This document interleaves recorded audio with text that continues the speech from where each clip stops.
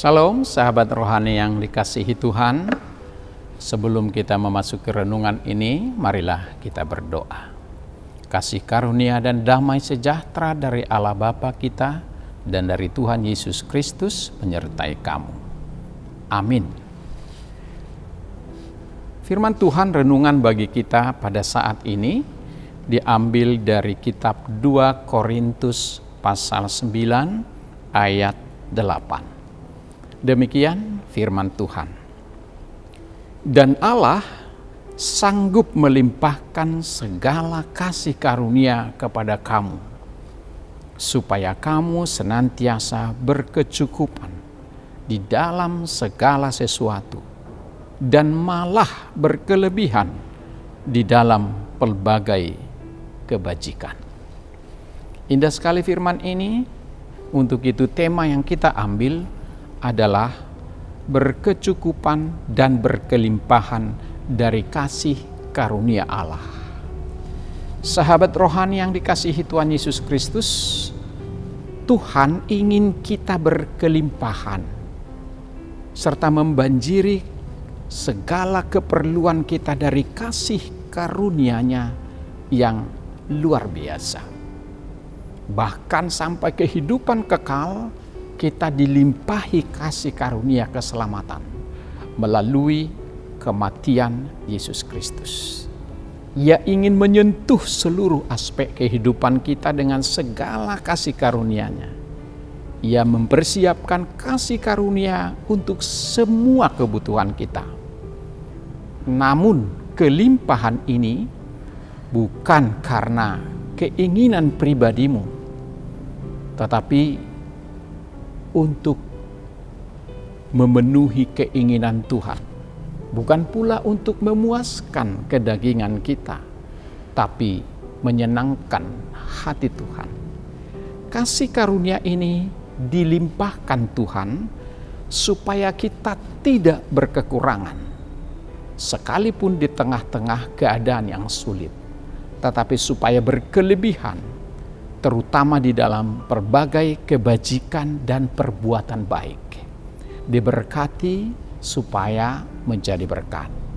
Kelimpahan ini dimaksudkan supaya kita melakukan kehendak Allah dengan kelimpahan itu di bumi ini.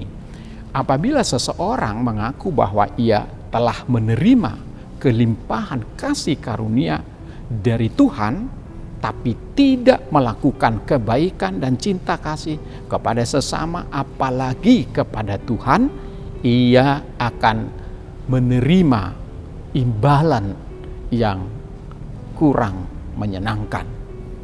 Dan kelimpahannya akan dipertanyakan. Sahabat rohani yang dikasihi Tuhan, konteks dari kata-kata atau ucapan Paulus dalam 2 Korintus 8 ini adalah sangat menarik. Lebih dari setahun Rasul Paulus telah memulai proses pengumpulan donasi atau uang untuk mendukung jemaat pusat, yaitu Yerusalem, yang sedang berada dalam krisis atau kesulitan finansial untuk membiayai pelayanan di Bait Suci. Awalnya jemaat Korintus sangat bersemangat untuk terlibat dalam bantuan ini, dan Paulus menularkan antusiasme itu untuk menyemangati gereja-gereja lain di Makedonia agar mereka juga turut serta memberi dengan sukarela dan murah hati. Meski pernah semangat yang berapi-api tumbuh di antara mereka, tetapi kemudian lambat laun mereka menjadi semakin kurang semangat. Bahkan kemudian menjadi melupakan atau lalai dalam pengumpulan donasi tersebut. Sehingga Rasul Paulus menjadi khawatir bahwa pada saatnya mereka tidak akan memenuhi komitmen itu lagi untuk membantu jemaat induk di Yerusalem. Untuk itulah Paulus memberikan semangat dan membesarkan hati mereka dengan janji bahwa Allah lebih daripada mampu untuk melimpahkan berkat dan kasih karunia-Nya. Allah sesungguhnya mampu membangun apapun untuk menunjang pelayanan kepadanya, membangun gerejanya, membangun umatnya, membangun semua fasilitas yang diperlukan. Tetapi Rasul Paulus memberikan satu pengajaran yang sangat penting, bahwa dengan berkat Tuhan yang melimpah kepada kita dan jemaat, itulah cara Tuhan untuk membantu pertumbuhan dan kebutuhan jemaat itu sendiri. Oleh karenanya, melalui kitalah Tuhan membangun umatnya, membangun gerejanya, membangun jemaatnya. Oleh karena itu, kita perlu sadari itu. Sebagaimana Paulus mendesak jemaat Korintus, kita juga didesak untuk menindaklanjuti setiap komitmen iman yang kita bangun selama ini, untuk memberikan dengan sukarela apa yang dibutuhkan oleh gereja atau induk dari pelayanan, bahkan pada pusat pelayanan kita, supaya pelayanan bisa terlaksana dengan baik. Dan itu harus dilakukan bukan dengan paksaan, tetapi dengan sukacita, dengan iman, dan dengan rasa syukur yang meluap kepada Tuhan. Sehingga dengan demikian, bukan saja kasih karunia yang melimpah itu kita berikan, tetapi kita juga akan melimpah dengan kasih karunia. Cukup banyak kasih karunia yang Tuhan miliki untuk diberikan kepada setiap orang yang dengan sukarela memberikan juga kepada Tuhan dan sesama. Mengapa kita sering ragu memberi untuk memenuhi kebutuhan kita atau orang lain? Salah satu kekhawatiran yang masuk akal mungkin adalah ketakutan bahwa kita tidak akan memiliki cukup bekal, cukup uang untuk memenuhi kebutuhan kita sendiri. Bagi saya saja tidak cukup, apalagi memberi. Barangkali itulah alasan kita, sehingga membagi kepada orang percaya menjadi tindakan yang sangat sulit jika tidak didasarkan pada iman. Oleh karena itu, kita harus yakin bahwa apa yang bisa kita berikan itu akan diperhitungkan Tuhan untuk menjadi satu pertimbangan dalam kasih karunia-Nya. Ketika kita memberi dengan murah hati, artinya kita percaya bahwa sumber penyedia itu tidak akan pernah habis, karena sumber segalanya adalah Tuhan itu sendiri. 5 kali di dalam Alkitab Tuhan Yesus memerintahkan kita untuk tidak menimbun harta di dunia, melainkan menimbun harta di surga. Bagaimana cara kita melakukannya? Yaitu dengan memberi, menanam benih kemurahan hati. Bila kita menjalani hidup dengan cara Tuhan, serta mengizinkan Tuhan bekerja atas hidup kita, maka Ia akan melipat gandakan benih kemurahan hati di dalam hidup kita, dalam nas kita, dan Allah sanggup melimpahkan segala kasih karunia kepada kamu, supaya kamu senantiasa berkecukupan dalam segala sesuatu, dan malah berkelebihan dalam pelbagai kebajikan. Sahabat rohani yang baik hati, apa pesan renungan ini bagi kita saat ini? Kehidupan kekristenan selalu bertumbuh dari hari ke hari. Berkat-berkat Tuhan selalu mengalir bagi kita semua untuk tujuan agar kita bahagia. Tetapi ketika kita memahami kebahagiaan hanya untuk diri kita, itu bukanlah buah iman yang hidup. Iman yang hidup adalah membahagiakan orang lain melalui kasih karunia daripada Tuhan. Jikalau itu mendasari kehidupan kita, maka tidak ada alasan bagi kita untuk meragukan kemurahan Allah, supaya kita mampu untuk bermurah hati.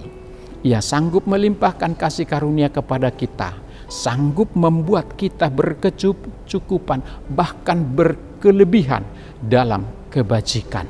Pertanyaannya adalah, maukah kita untuk berbuat baik melalui berkat dan kasih karunia yang kita terima dari Tuhan? Percayalah, kita tidak akan pernah kehabisan stok ketika kita bermurah hati pada orang, pada tempat yang tepat. Tetapi jika kita tidak pernah bermurah hati dan bersyukur, maka harta dan kasih karunia Tuhan yang kita punya bisa saja membawa kita kepada kesesatan. Tuhan membuka kesempatan untuk setiap kita memberikan, menunjukkan apa yang harus kita lakukan. Sebagaimana dalam waktu dekat ini, gereja-gereja HKBP di seluruh tempat, termasuk kita KBP Jatinegara, akan melaksanakan pesta Gotilon. Ucapan syukur setelah setahun kita menerima berkat panen dari hasil pekerjaan dan usaha kita. Sekarang kita ditantang, seberapa besar rasa syukurmu kepada Tuhan. Tunjukkan itu melalui pesta Gotilon yang akan kita lakukan dalam waktu dekat.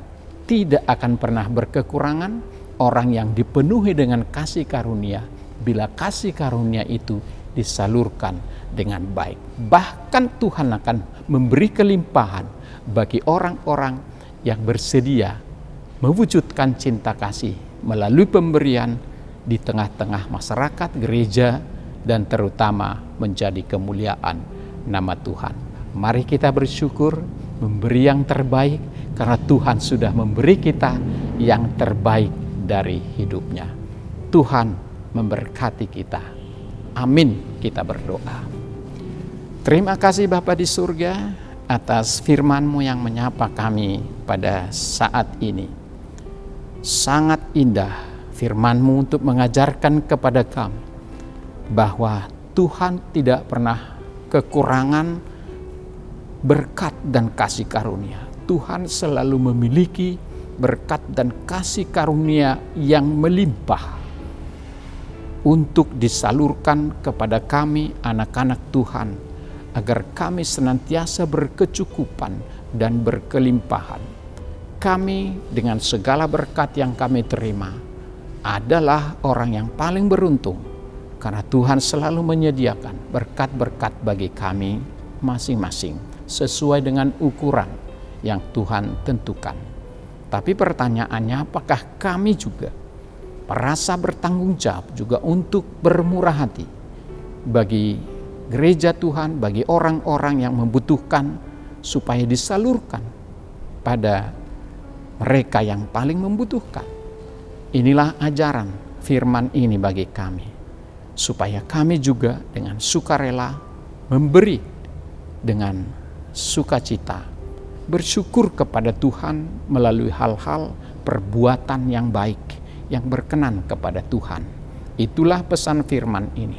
Untuk itu ajarlah kami Tuhan, untuk melihat betapa hebatnya kasih karunia Tuhan yang sudah kami terima, untuk kami bisa menjadi orang yang bermurah hati kepada orang-orang yang membutuhkan, terutama mereka yang berkekurangan.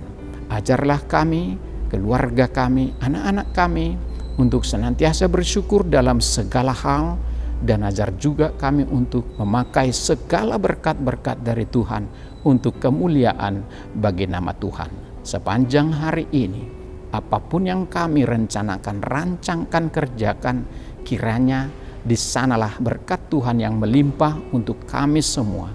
Oleh karena itu kami tidak khawatir dan tidak pernah takut, karena kasih karunia dan berkat Tuhan selalu melimpah buat kami anak-anak-Mu. Terima kasih Tuhan buat kebaikan-Mu, dan ajarlah kami untuk selalu berbuat baik kepada siapapun, termasuk bagi orang-orang yang ada di sekitar kami dan kepada gereja Tuhan. Dalam nama Tuhan Yesus kami berdoa dan mengucap syukur. Amin.